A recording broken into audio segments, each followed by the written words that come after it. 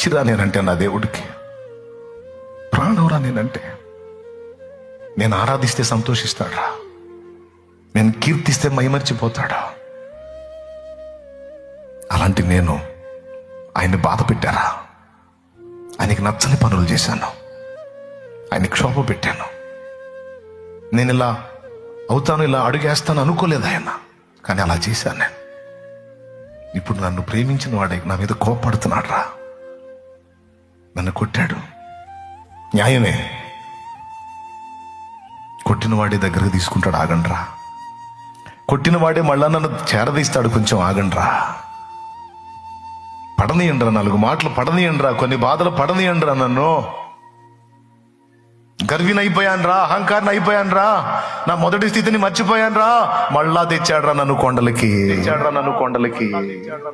మళ్ళా తెచ్చాడ్రా నాకు అవమానకరమైన గతకాలపు అనుభవాలకి మళ్ళా తెచ్చి నా గతాన్ని గుర్తు చేస్తున్నాడ్రా.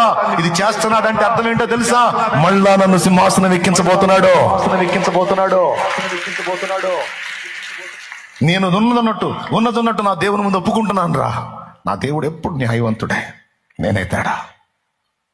నా దేవుడు ఎప్పుడు న్యాయవంతుడే, నేనే తేడా. నా దేవుడు ఎప్పుడు అన్యాయం చేయడరా.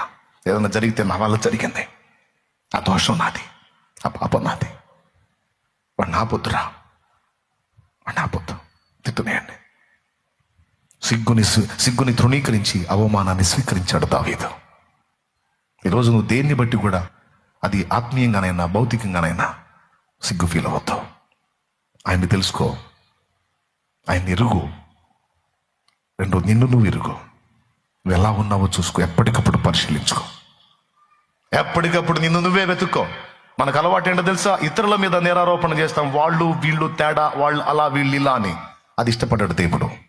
నీ కంటిలో నన్ను దూలమనించక నీ పొరుగువాని కంటిలో నన్ను నలుసుని నువ్వు ఎందుకు ఎంచుతున్నావని దేవుడు ప్రశ్నిస్తాడు. కాబట్టి ఎదుటోళ్ళని ఆరోపించే ముందు, ఎదుటోళ్ళని ఆక్షేపించే ముందు, ఎదుటోళ్ళని నిందించే ముందు దయచేసి మనం ఎలా ఉన్నామో ఒక్కసారి చూసుకుందాం, దిద్దుకుందాం. 2 మనం ఎరిగి ఉండాలి. నెంబర్ 1